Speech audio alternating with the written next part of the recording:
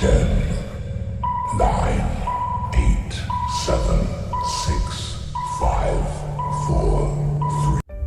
Good morning. मैं doctor Sanjeev Kumar sunshine hospital Gachibowli से बोल रहा हूँ। आज अगर लोगों के घर में कुछ लोग पॉजिटिव पेशेंट्स आ गए हैं और उनको डर लग रहा है कि हम घर में कैसे इलाज करेंगे या हॉस्पिटल जाके एडमिट कराएं और हॉस्पिटल में बेड नहीं मिल रहे हैं, तो घर में इन लोगों का कैसे केयर करना है और कैसे इंतजाम करना है मैं आपको 2 मिनट में दिखाऊंगा। हम आप अपने घर में 3 सेक्शन बनाएंगे। ये है हमारे घर का पहला सेक्शन। पहले सेक्शन में वो लोग रहेंगे जिन लोगों को कोई बुखार, जुकाम या कोरोना के फीचर्स नहीं है। जाकर के सब लोग टेस्टें कराने का कोई बेनिफिट नहीं है।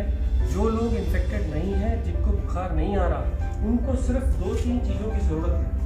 रोज अपना टेम्परेचर चेक करिए, फ्रीक्वेंट हैंड वॉश करिए, अगर घर में दूसरे से इंटरेक्ट कर रहे हैं तो फेस मास्क का यूज़ करिए और सोशल डिस्टेंसिंग, 1 हाथ की दूरी पे रहिए। इतने दूरी पे रहने पे कोरोना के फैलने का डर ऑलमोस्ट निल होता है। तो वो सब लोग, जो लोग ठीक हैं, जिन लोगों को फीवर नहीं आया है, वो लोग अपने घर के उस सेक्शन में रहेंगे जिस सेक्शन में दूसरे इन्फेक्टेड लोग नहीं हैं। जिनको फीवर आ गया है और जुकाम, बुखार, खांसी हो रही है, वो लोग घर के दूसरे सेक्शन में रहेंगे। और इन दूसरे सेक्शन के अंदर जो लोग नॉर्मल हैं वो उनको डिस्पोजेबल्स में खाने का इंतजाम करेंगे। खाने में क्या खाएंगे? खाने में कोई भी वेजिटेरियन फूड, क्योंकि भूख कम हो जाती है, स्मेल कम हो जाती है, इसको आने में 1 महीना लगता है। इन लोगों को लिक्विड डाइट, सूप्स, जूस या ऐसी चीज़ें जो वो लोग खुद मांग रहे हो, सब अलाउड है। खाने में किसी चीज़ की मनाही नहीं है। आपको इसके अलावा क्या इलाज करना है? इन लोगों को बुखार हो सकता है। बुखार वाले लोगों को आपको बुखार की गोली सुबह, दोपहर, शाम देनी है। अगर बच्चे हैं तो यही गोली आधी हो जाएगी। अगर बिल्कुल खाना नहीं खा रहे तो ORS का सोल्यूशन देना है। कुछ लोगों को vitamin B, vitamin C, vitamin D, मैंने प्रिस्क्रिप्शन अपने व्हाट्सएप स्टेटस पे एक प्रिस्क्रिप्शन डाला हुआ है। इस प्रिस्क्रिप्शन को अगर आप प्रिंट करो तो ये कहता है कि आप पहले तो 1, 2 और 3 विटामिन हैं, अगली 2, एक तो फीवर की और जुकाम, बुखार, खांसी और गले दर्द की दवाइयाँ हैं। ये दवाइयाँ आप लीजिए। इस पर्चे से आप ये सिम्टोमेटिक ट्रीटमेंट कर सकते हैं। नॉर्मली कोरोना वायरस एक नॉर्मल सा माइल्ड सा वायरस है। 99% लोग इससे ठीक हो जाते हैं और उनको कुछ और चीज़ की ज़रूरत नहीं पड़ती। बट 1% लोग जब बीमार होते हैं तो उनका बुखार बहुत तेज हो जाता है। वो लोग खाना खाना छोड़ देते हैं और उनकी ऑक्सीजन सैचुरेशन कम होने लगती है। हैबत होने पे ऐसे लोगों के लिए घर में हम लोग पल्स ऑक्सीमीटर लेके आते हैं। ये पल्स ऑक्सीमीटर हम पेशेंट्स को रोज लगाएंगे।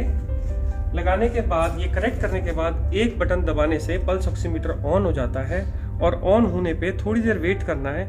ये आपको पल्स दिखाने लगता है। जब ये पल्स दिखाएगा तभी उस वैल्यू को मानना है। जब ये वैल्यू आ जाएगी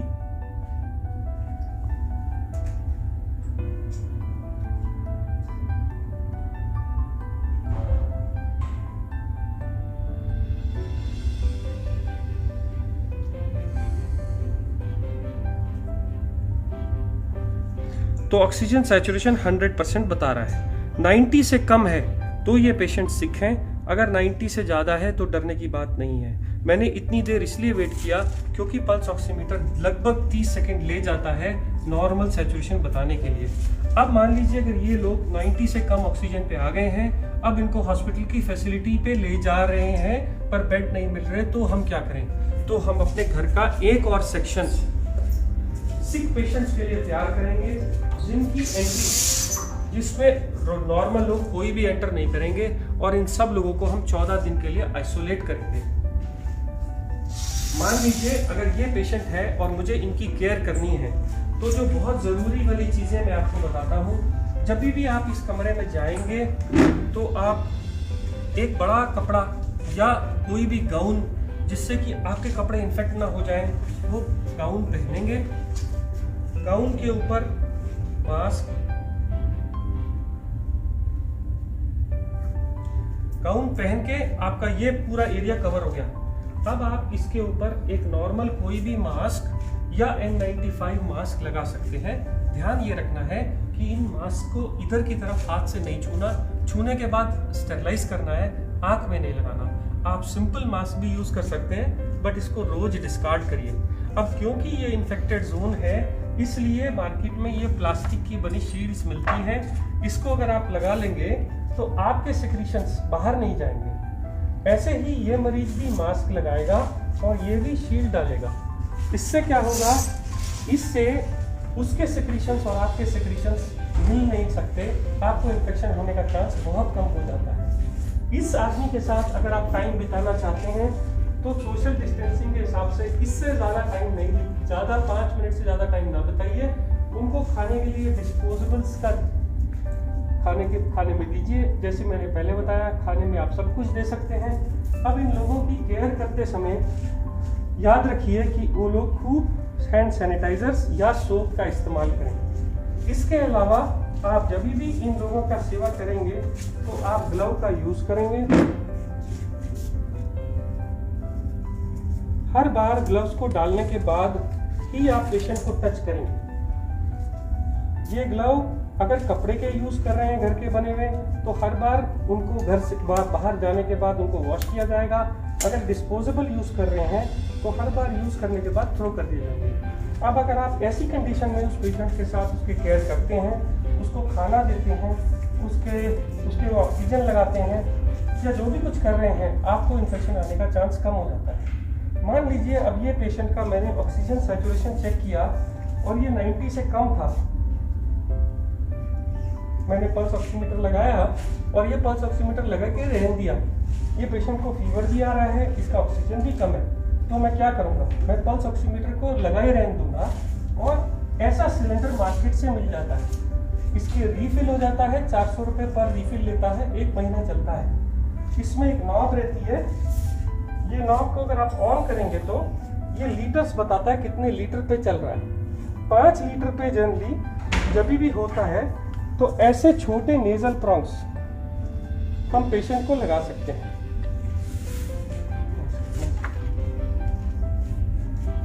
ऐसे नेजल प्रॉन्ग लगा सकते हैं। नेजल प्रॉन्ग लगाने के बाद आप ये पल्स ऑक्सीमीटर की रीडिंग देखिए कितनी आ रही है। अगर ये 90 से ज़्यादा नहीं आ रही और पेशेंट को तभी भी हैबत हो रही है, तो आप ये नेजल प्रॉन्ग हटा के मार्केट से ये बड़े वाला मास्क ला सकते हैं। इस मास्क से अगर आप सिलेंडर पे लगाएंगे तो 10 लीटर तक एक पेशेंट को ऑक्सीजन दी जा सकती है। तब आप ऑक्सीजन चेक करिए, 5 मिनट वेट करिए ऑक्सीजन देके। इसके बाद भी अगर ऑक्सीजन इंप्रूव नहीं हो रही तो आपके पास लास्ट ऑप्शन बचती है हाई फ्लो ऑक्सीजन मास्क। ये मास्क के साथ एक गुब्बारा लगा रहता है, इसको जैसे हम ऑक्सीजन से कनेक्ट करते हैं तो ये ऑक्सीजन एक्स्ट्रा देता है और इसमें आप 15 लीटर तक ऑक्सीजन भर सकते हैं। ये गुब्बारा भर जाने के बाद जब आप लगाते हैं तो पेशेंट की हैबत या ऑक्सीजन सैचुरेशन इंप्रूव कर जाती है। इसको लगाने के बाद आप सैचुरेशन को देखते जाइए, जब वो 90 से ऊपर हो जाए उसको ऐसे ही रहने दीजिए। दिन में ये लोग मास्क 3 से 4 घंटे लगा सकते हैं और जैसे अगर हैबत होने लगे तो छोटे मास्क पे आ सकते हैं। और अगर हो सके तो सोते वक्त बेड एंड को थोड़ा ऊंचा करके रखिए। अब इस कमरे की सेफ्टी के लिए कि इन्फेक्शन बाहर न जाए, घर का बना फिनाइल या कोई भी एंटीसेप्टिक सोल्यूशन से घर का पोछा मारिए। अब आप इस कमरे से जब बाहर आने लगे तो आपको सबसे पहला काम क्या करना है, ग्लव उतार के डस्टबिन में फेंक देने हैं और ये गाउन निकाल के आपको बाहर नहीं जाना। आप ये गाउन को हटा के उसी कमरे में छोड़ देंगे, मास्क शील्ड्स उसी कमरे में छोड़ देंगे और हैंड वॉश करके आप पूरा हैंड वॉश करके इस कमरे से बाहर आएंगे। 14 दिन तक अगर इन लोगों की ऐसे ही सेवा करी जाए तो ये लोग इम्प्रूव हो जाते हैं।